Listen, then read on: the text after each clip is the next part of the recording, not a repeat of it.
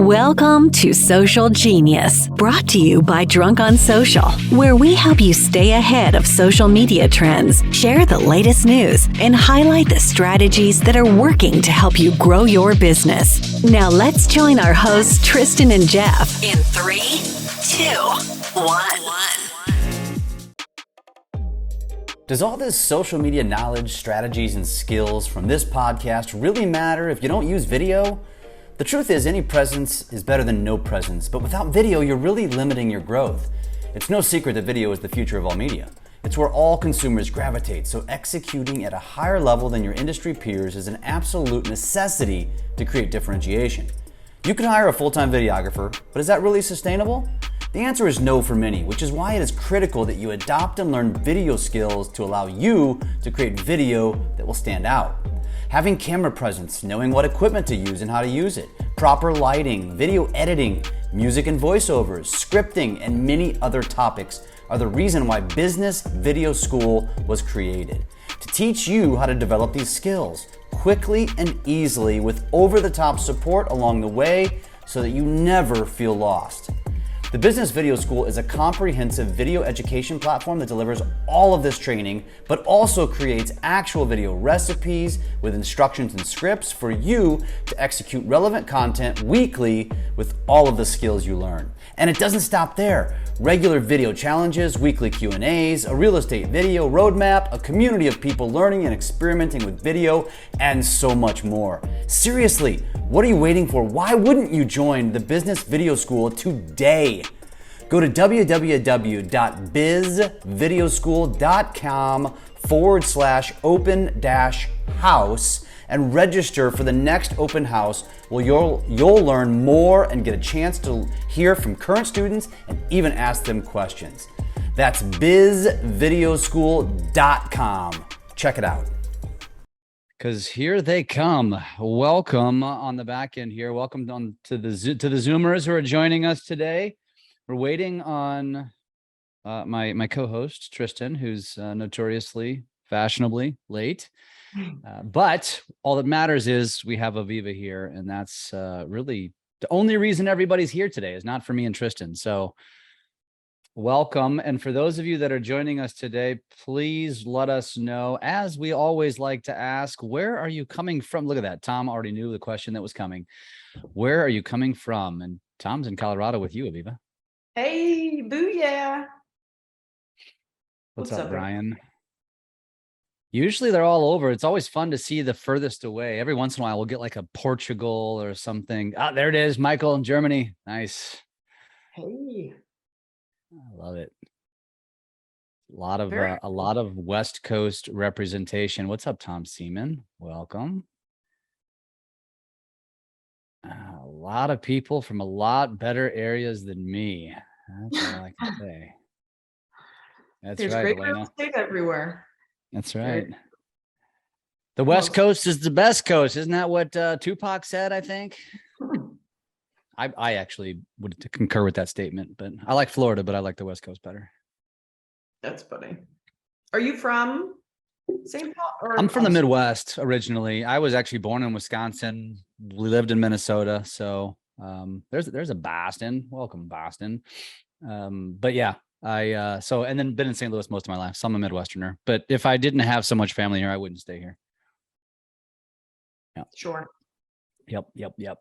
All right, we are live and we are going to get started with or without Tristan. He will just jump in when he's ready. So welcome to this this kind of one-off webinar where we are bringing in Aviva. I think obviously you all know why you're here, and I'm excited to ask her a lot of questions because she comes from the commercial real estate world, which is completely different, especially in the social media world. But we're gonna relate it back. And I was just telling Aviva offline that all of my commercial real estate friends, like most of them, aren't even on social media. So you are truly an anomaly, and you're smart because you're clearly taking advantage of what the gray hairs, we'll call them, in your business haven't figured out yet. They don't know how to do it. And so I'm actually Aviva in the mortgage business, and I kind of have that same advantage, if you will. Mortgage is more advanced than commercial real estate, but not as advanced as residential real estate. And it's a lot of very old school mindsets on marketing. And, I intend to get some answers out of you today to break that myth that any industry can crush it on social media. So let's start with this. Why don't you give us an introduction, kind of who you are? They already know you're in commercial real estate, but tell us a little bit about yourself.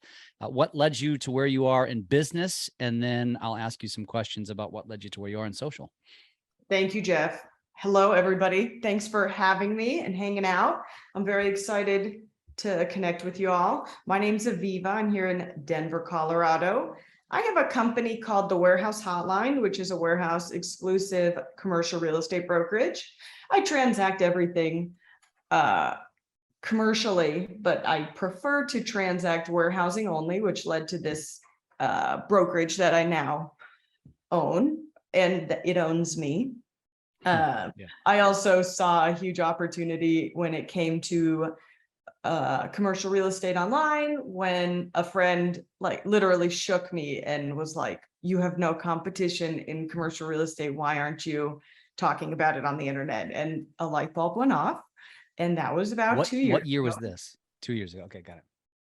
I had a previous career in the music industry, and I really feel like everything I learned marketing and music I was able to apply it to real estate, and so few people were doing those marketing techniques that it worked and continues to work. And so it was kind of this perfect storm of finding this industry. Commercial real estate's a very famously gate-kept industry. It's a lot of older gentlemen who run it. And as a result, it's created a lot of opportunity for those who just want to think differently. And so I think I'm so over, I look up to those in residential who have found techniques to use digital marketing to get leads. And I work on that every single day in commercial, but I think commercial real estate is so behind, you couldn't even imagine. Like I think we've probably reached like 1 or 2% of our capabilities using the internet in commercial real estate. So I'm excited. And as far as you're concerned, let's keep it that way, right? I honestly, it's like it's like I told you, I don't keep any secrets, because so many people, there's so many brokers who are baby boomers, and they built these brokerages and they built their client books with no social media. And so they feel and believe that this is social media isn't necessary to do so. And as a young broker, I disagree and am totally not positioned, but I'm determined to prove that. You will. I love it. So tell me this, when did you get into commercial real estate? And what were you doing music immediately before you got in? Sure. I got into commercial probably 7 or so years ago. Okay. Hey, Tristan. Just keep talking. He'll just slide right in. I got into commercial about 7 years ago. There was a bit of an overlap with the music career, but it was more of a transition. And then when COVID hit, it was the music career ended. And then I had like this need for a creative outlet. And I just went headfirst into TikTok and really any other platform that I found made it easier to get as many, I'm always chasing the algorithm. Where can we find the best views? You can't get too comfortable, because today is not tomorrow. And who knows what it's going to look like a week from today. But just obsessing over learning the algorithms and ultimately what will bring the highest return for the least amount of work, to be entirely honest with you. Had you, and I want to get into this, but I always like to ask some background questions first before I like to get to know people. When it, as it related to music, do you feel like there was an advantage from the musical background, especially over to TikTok? Because TikTok really exploded with music. I mean, think about all the artists that really exploded their careers as a result of TikTok. And you say, as of COVID, music was a retreat, but why didn't you look at it as an opportunity to go all in on TikTok there? I mean, granted, I'm sure you're glad that you did, but Sure. I had heard rumblings that TikTok was going to be the next thing. Like everybody in the music industry was saying it. This is even before the pandemic. People were talking, and it was Musically, it was TikTok, and it was so many of the right people telling me that it was an absolute no-brainer. You know, you have to look at the history of these platforms. MySpace, hot until Facebook came in. Then Facebook was hot, MySpace died. So we have to look at the history of these apps and realize that Instagram is not going to be the coolest app ever. It already is fading out. And I have like a hard time with some folks my age being like, guys, like Instagram is not where the party is. Let's go to TikTok. But there's still, that doesn't mean to not post on Instagram. There's still a lot of opportunity on a lot of the various apps. I am skating around your question about how did I get into commercial real estate? And I wish I had this, my cat just had a moment there.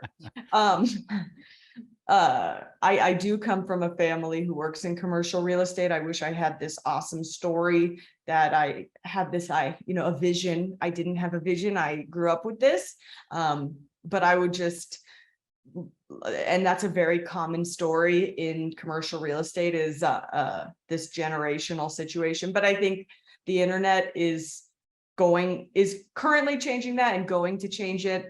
And I want to help people all over the country and the world learn commercial real estate, because it's been so gate kept pretty much for its entire existence. Yeah. Old boys club, right? Literally. Mm-hmm. You're changing that. Okay. Yeah, it's okay, but the internet is an amazing facilitator of change. And I think a lot of industries have a red dot on their foreheads. Yeah. So I love it. Well, Tristan, welcome. I don't want to hijack this, so I'm going to let you to jump in and say hi. What's up, Aviva? How are you? Great. It's great to see you. Great to see you too. Thanks for doing this with us. Yeah, I've been big fans of your show. I've consumed your content for years. So it's I asked her to say that before we started. That's right. I got the memo. And I've consumed your content, Aviva, so I appreciate what you do. So thank you. Thank you. Yeah. So Tristan, all we've touched on is her background. She's from Denver. She's from Colorado. She's, what kind of her upbringing you kind of caught on. So it's time to dive into the strategy and the TikTok. So I'll let you fire away, Tristan. All right. First question. For people looking into what you've achieved, it's sometimes difficult to look at and say, well, I can do that. For some people, it's like, I can't do that. Where would somebody start to at least get the consistency to get something going? Because when you started, you also, besides being consistent, you also had the timing of coming in when it was growing, right? And you did such a great job. So I'm not going to take anything away from you. But where would somebody start right now so that they can get going? Sure. I mean, the absolute first place you need to start is in your brain. Not to be a total self-help nerd, but if you believe you can't do it, you will not do it. And my entire understanding is if the person next to me can do it, I can do it. And having that confidence and understanding with myself, then all I have to do is just go make it happen, because I'm not, it's all about the mindset, and we're not different. Okay, we might have been brought up with different circumstances, and we might have different circumstances that make something easier or harder. Regardless, anybody can do it, and it starts with your mindset. The second thing that you would do is head on over to YouTube University, and you're going to Google, or you're going to YouTube, which is the same thing, TikTok algorithm August 2022. And then you're going to learn the TikTok algorithm. And what you're going to notice when you're learning this algorithm is that all the videos are the same. And there's one thing that really, we'll say there's two things that really matters. The first thing, the easy thing that really matters is just doing it. Literally just doing it, testing it, putting in the work. Everybody will say, it's so hard to edit TikTok. yeah, if you haven't edited a TikTok before, it is hard. But when you edit 200, it becomes easier. Mm-hmm. And then the second thing, and this is the nugget, and it applies to not only TikTok, but it applies to all social media platforms. Every platform wants the viewer to stay as long as possible on the platform. So if you're creating content, LinkedIn, for example, if you have a post on LinkedIn that is keeping viewers on that post for a longer time, that metric is accounted for. Like the amount of time that we think it's just a scroll, but every step we do is accounted for and added to a data set with these social media platforms. And the reality is that the most important metric for any platform right now is watch time. If you can keep the viewers watching you, engaging with you, watching again, you will do well. And watch time, there's no viral there are viral formulas, you can say things to make people mad and make them argue in your comments, but ultimately you find a niche, you find something you want to talk about, right? If I didn't like talking about commercial real estate, this would not be a long-term play, but I like what I do, so I'm here to talk about it. If you like what you talk about, then you need to figure out a way to keep your viewers engaged for as long as possible. So that was a little bit of a rant, but number one, you have to change your mindset to understand that you can do whatever you want to do. And then number two is you need to educate yourself on how algorithms work at the current time. So give us, because I'm sure there's people watching this right now that already went to YouTube and have Googled that. But for those that didn't, because I'm one of them that didn't, give me the cliff notes of what I'm going to find when I search that. Sure. First and foremost, watch time. That they always leave it to the end of the video, but it's the most important thing is watch time.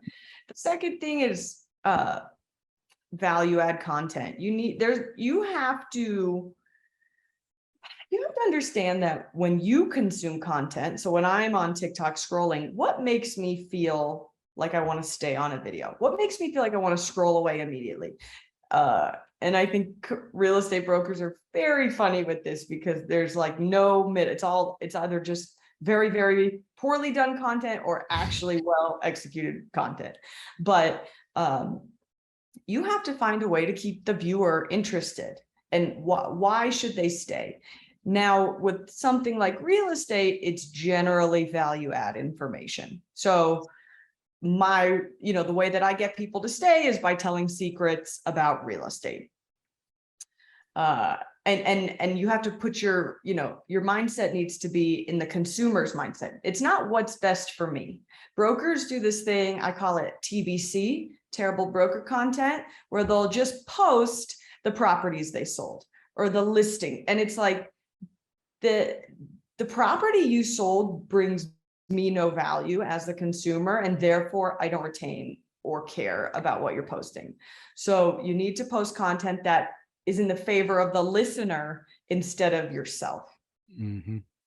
Two, another big thing is with all these tech apps, with everything from Google, which I want to talk about, Google to TikTok, absolutely every big tech app, when they roll out new features, they push them because they want people using them. So a great example would be when TikTok dropped the stitches. Stitches were getting way better visibility than just the average post. Or in a real-time example right now, TikTok has just rolled out stories, very similar to Instagram stories. So as a result, I'm always making sure I have a story on my TikTok to feed the algorithm because I know with this new feature, this is what they want us to be doing. So the three big things: watch time, valuable or entertaining content that plays to the viewer's needs, and then trying new tech because they are always pushing them out. Aviva, do you take time to research what you're going to post, or is it just like, hey, I'm going to do this, let's go? What does that look like? Preparation. Sure. I have honestly found that I'll research, I'll find the stats, boring stuff online. I have found when I just another huge key is just authenticity, being yourself, being what's true to you. You cannot fake that on screen and people can tell. And so when I make my content, a lot of it are just, it's something I'm dealing with at the current time. There's a lot of confidentiality in real estate. So you would never talk about your clients ever in real time, specifically poorly, ever on any social media platform.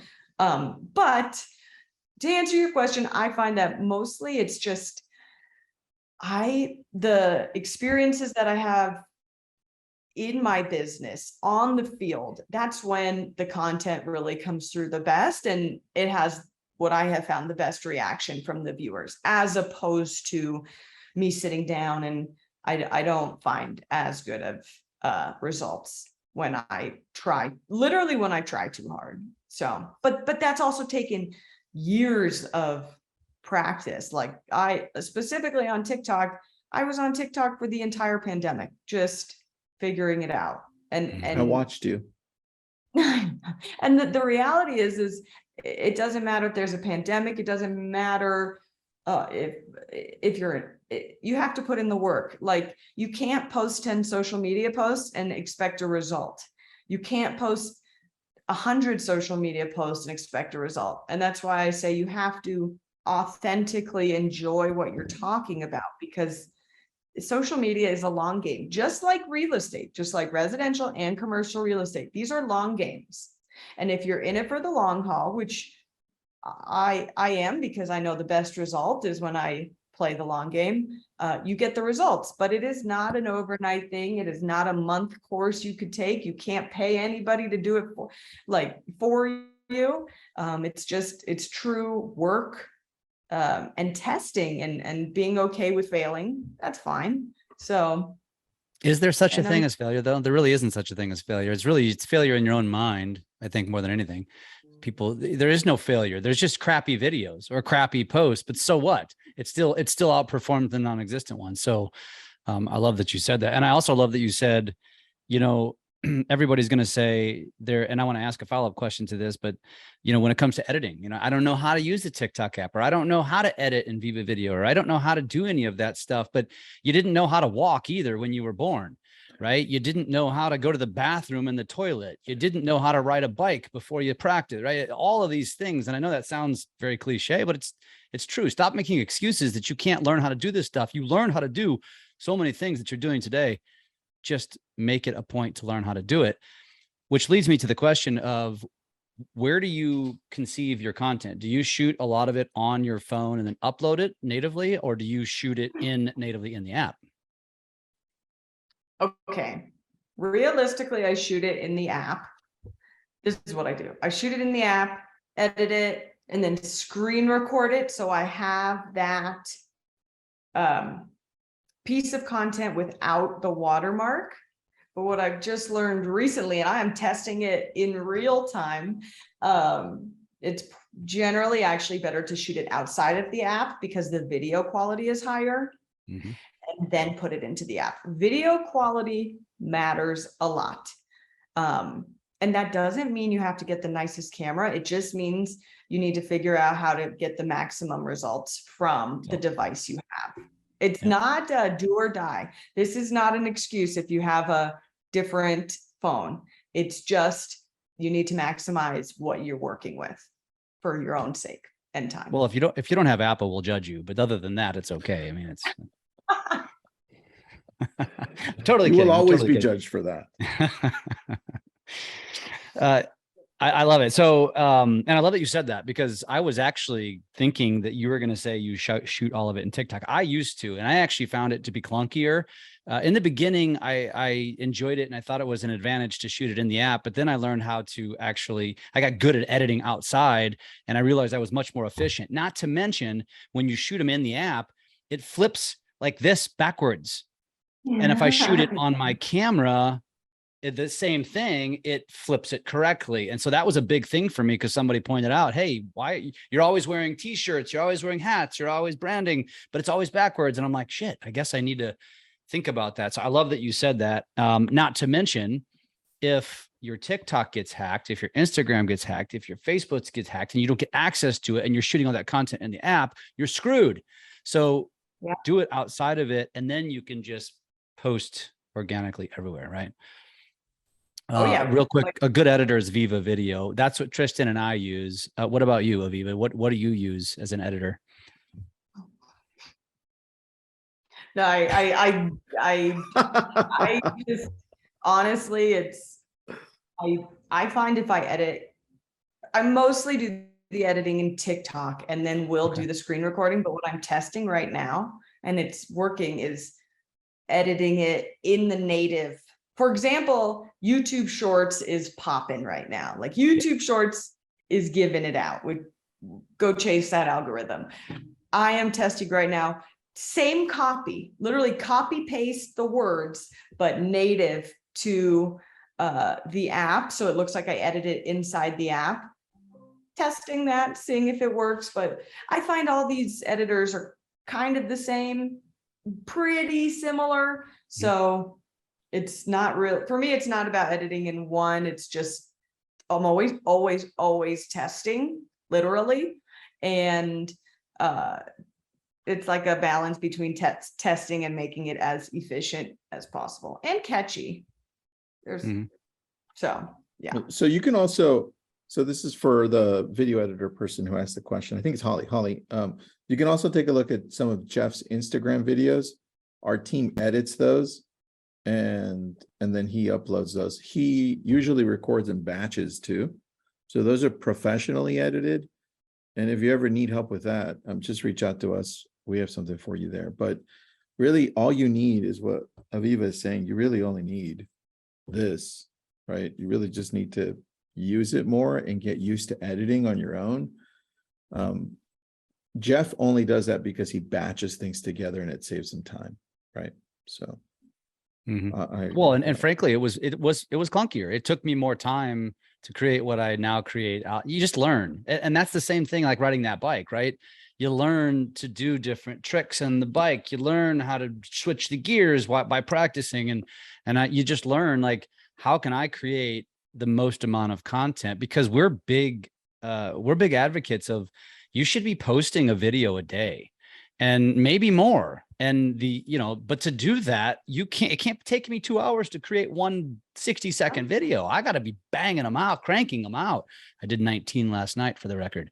But that's what you have to be doing. And so that's always our advice is, and I would suggest that to you too, Aviva, because, and I want to get to kind of the viral piece of this is you clearly are doing this right. There's no question. I mean, you're crushing Tristan and I with in terms of followers and likes and all that kind of stuff.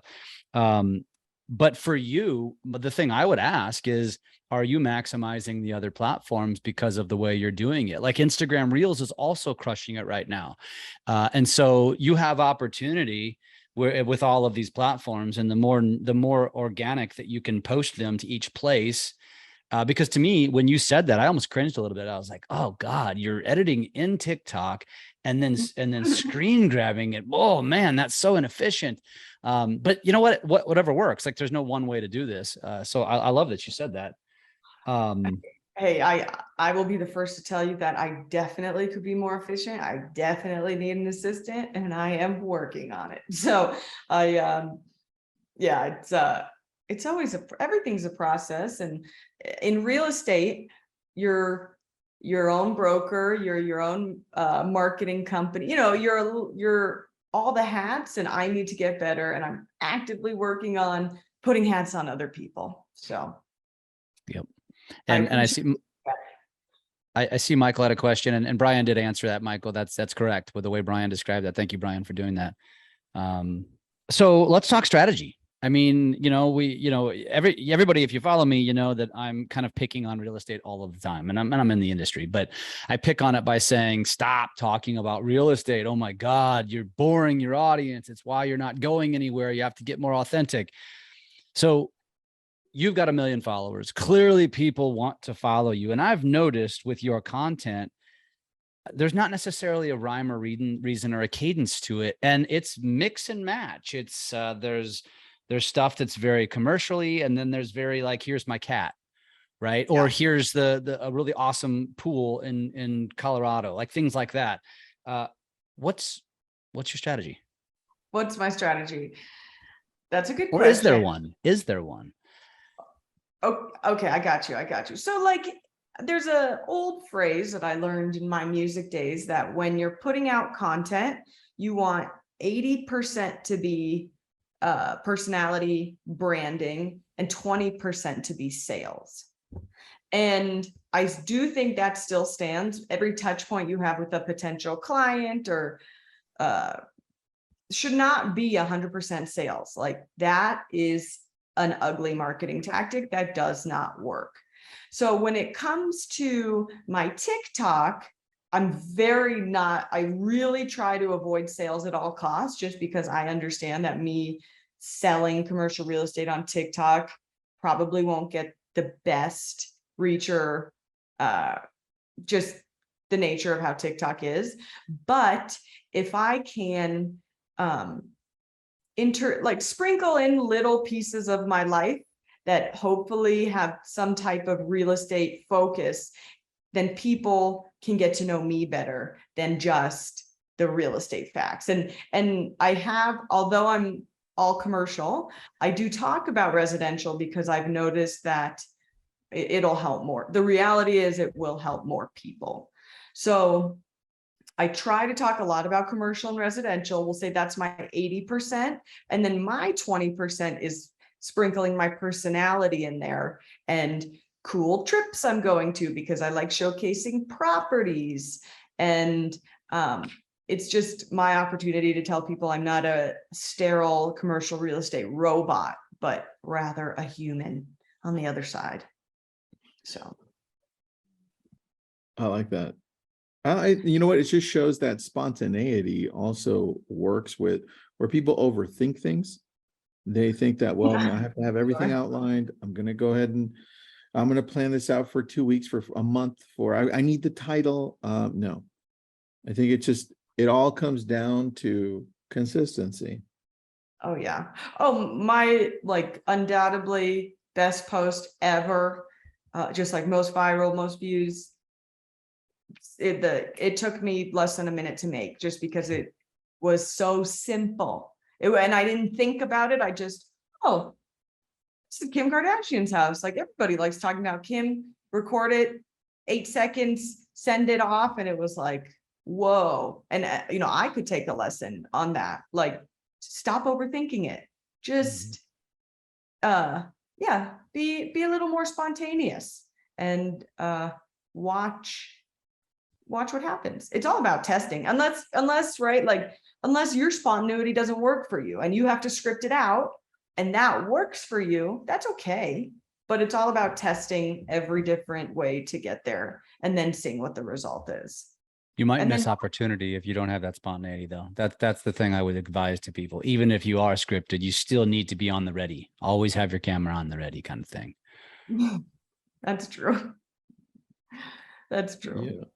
What was the Kim Kardashian one? What did you do? She had this, she has this like full-blown multiple property play place for her kids on her property. Mm-hmm. And I just was like in front of a picture of it, and it was like, Kim Kardashian has a play place for kids the size of my house. And it was cool. People, I mean, here's a whole tactic that I learned in the music industry, which is culture hacking. I know if I put up a video and Kim's face is right here, people love her. People like to look at her. People like to learn about her. And so I knew that if I post videos with the Kardashians on their real estate, it will do better than or even somebody that's just really topical at that moment. So culture hack, who's really topical right now? Andrew Tate. If I could get something about Andrew Tate right now in his real estate, that would probably be a good culture hack. And Johnny Depp a couple months ago. Oh, huge. Oh my, yeah, that was ongoing. That was for months. That would have been a great culture hack. So, and it really was a simple video. So Tristan, it's pinned to the top of hers because that was one of the first ones I watched, and it's really simple. It's a simple video. That's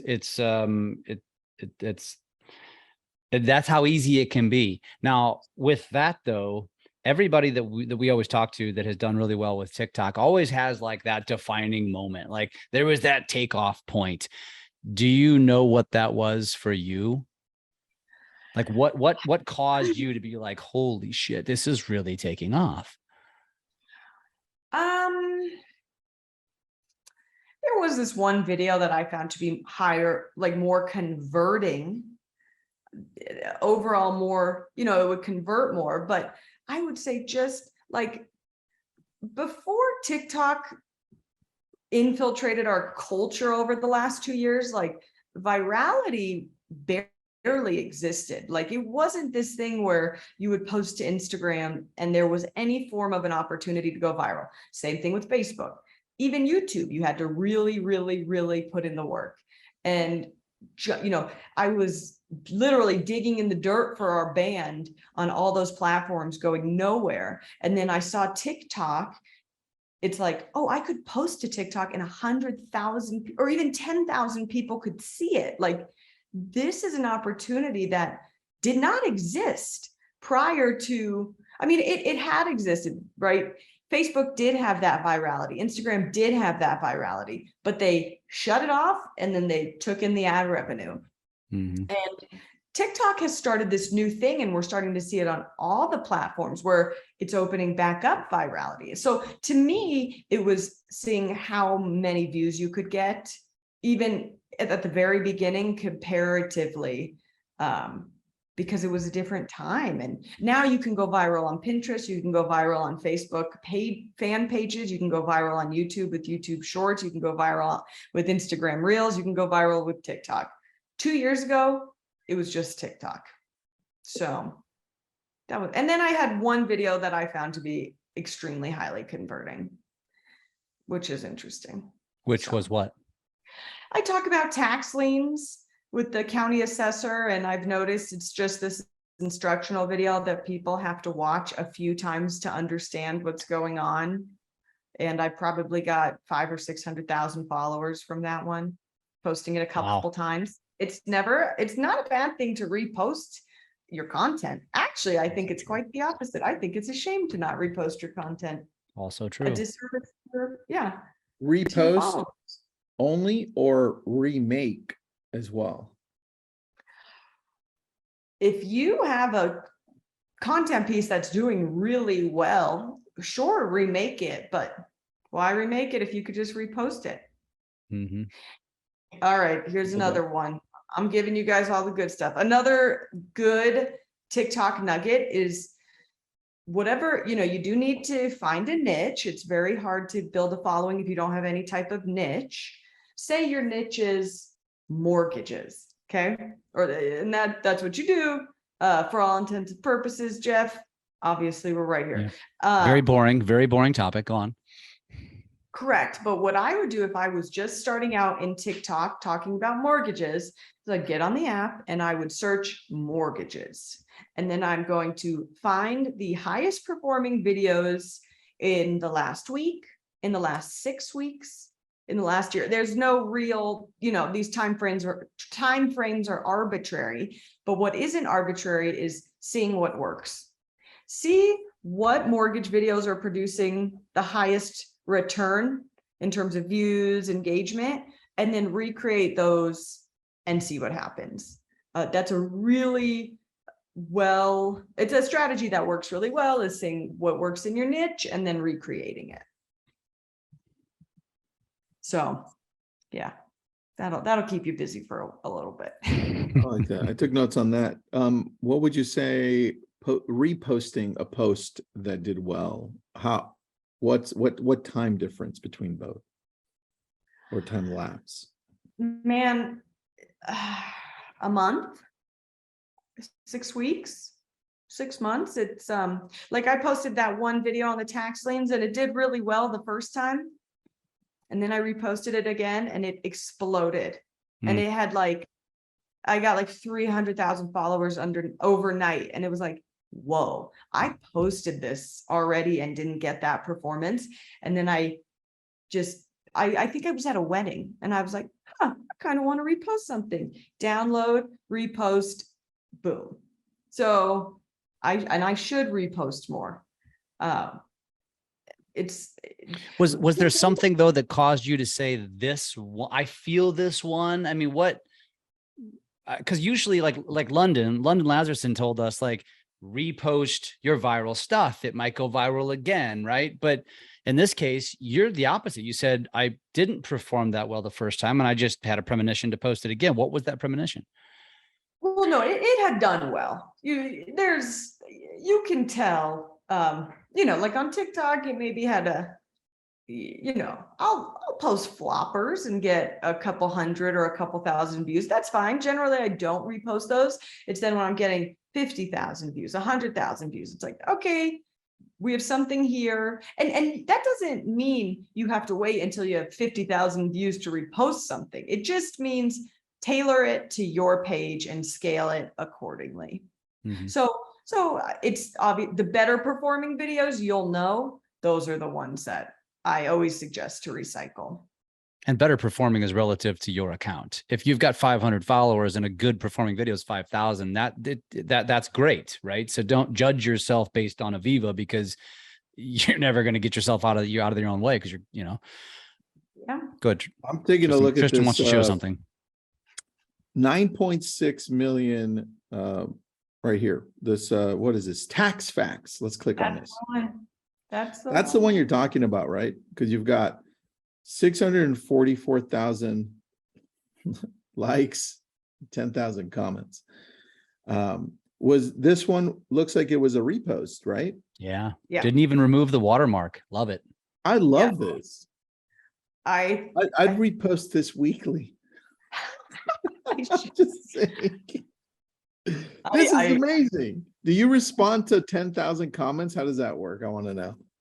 Oh my gosh. If I cared what the comments said, this comment section is truly a work of art against what I'm talking about. But that's also just like a strategy in itself, is like agitation content, like get people mad and watch your stuff explode. So like this is a perfect example of an agitation piece of content. It wasn't even intentional. I was just sharing what some people do. And people went crazy roasting me in the comments. And I think it's funny because did you respond to some of these with video? Because that's also great content as well on your part. Oh yeah. Hey, I always find that on TikTok, responding to a comment with a video is helpful. That's another thing, like this respond to a comment feature is a TikTok feature, and they push out their own features more than if I were to not. So this is crazy. I love this. This is great. Great job on this, because I'm loving this one. Oh, it's kind of crazy. Well, if you guys go watch her content, like just go down this rabbit hole, spend 30 minutes, an hour, whatever. And here's what you're going to find. Like, it doesn't have to be the highest quality of editing and creativity. And I mean, you can tell, like, I can see this one where your stories, I mean, you're just sitting on the couch. Here's my cat. Like I said, I mean, it's just, that's how simplistic this can potentially be, and where everybody, I mean, all 80 people that are sitting here and the other ones over on social, or everybody overthinks stuff. It's got to be perfect. My hair's got to be just right. I have to sound just right. I have to be perfect. And it does not have to be.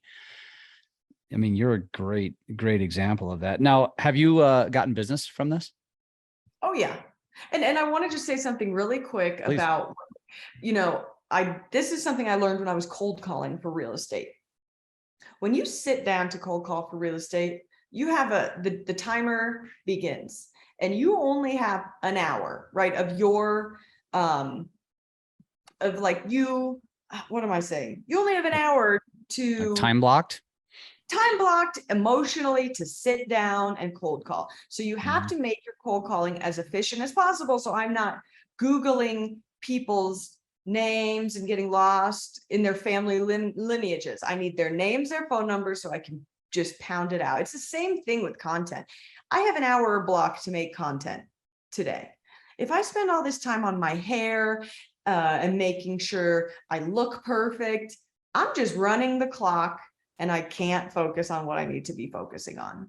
So I've always been, when it came to beauty, with women specifically right now, it's hair, makeup, sexy. And it's like, I don't have time for this. Like, I'm going to give you who I am. And it works because authenticity trumps of doing my hair and makeup. I'm never going to be the sexy influencer. I'm going to be the real estate influencer. And nobody cares about my makeup. So I don't think there's many people watching that want to do business with tits and ass.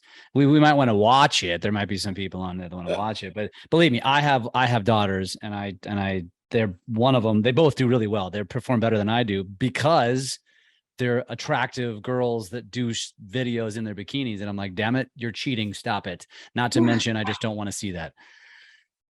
But back to the business, there's this old saying in residential real estate, you want to become the mayor of your town, where